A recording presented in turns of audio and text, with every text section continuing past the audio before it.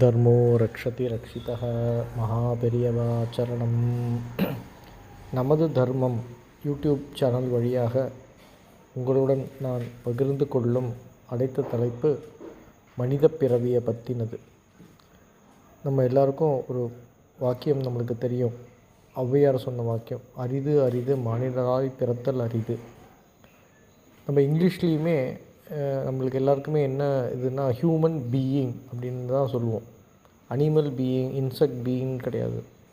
ஆனால் ஹியூமனுக்கு மட்டும்தான் பீயிங் அப்படின்ற ஒரு சப்தம் இருக்குது. பீயிங் அப்படின்றது அந்த ஹியூமனாக இருக்கிறது தான் அந்த விசேஷமே. எப்படி நம்ம ஹியூமனாக இருக்கணும் அப்படின்றது தான். நம்ம மனித பிறவியே ரொம்ப அரிதான பிறவி அப்படின்னு சொல்கிறா ஔவையார்.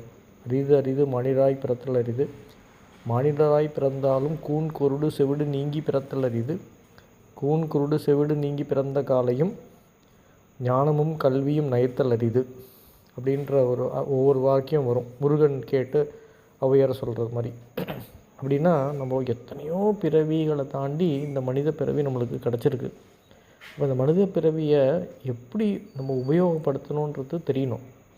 அதுக்கு தான் நம்மளுக்கு நிறைய யூசர் கைட்ஸ் இருக்குது. ஒரு மேனுவல் மாதிரி நம்மளோட வேதம், இதிகாச புராணம், மகாபாரதம், ராமாயணம், பகவத்கீதை இதெல்லாம் எதுக்குன்னா இந்த மனித பிறவியை எப்படி நம்ம ஒழுங்காக உபயோகப்படுத்தணும் அப்படின்றதுக்கு தான் இதெல்லாம் இருக்குது.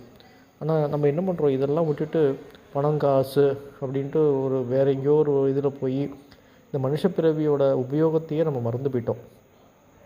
இப்போ ரமண மகரிஷிக்கிட்ட ஒரு தடவை கேட்கும் போது ஒருத்தர் கேட்டாராம். அப்போ கேட்ட கேள்விக்கு அவர் சொன்னாராம், வந்த வேலையை பாரு வந்த வேலையை பாருன்ட்டே இருந்தாராம். என்னடா வந்த வேலையை பாருன்னு சொல்லிகிட்டே இருக்காருன்ற போது கடைசியில் அப்புறம் தான் புரிஞ்சுதான், நம்ம இந்த உலகத்துக்கு ஏன் வந்தோம், எதற்காக வந்தோன்ற ஒரு கேள்வியே நம்ம யாருமே கேட்க மாட்டேங்கிறோமோன்றது நம்மளுக்கு தோன்றுறது.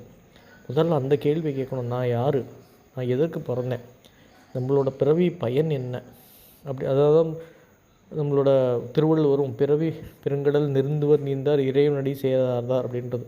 இந்த பிறவின்ற பெருங்கடலை நீந்தறதுக்குன்னா அப்படின்னா நம்ம மனுஷ பிறவியோட முக்கியத்துவத்தை புரிஞ்சுக்கணும்.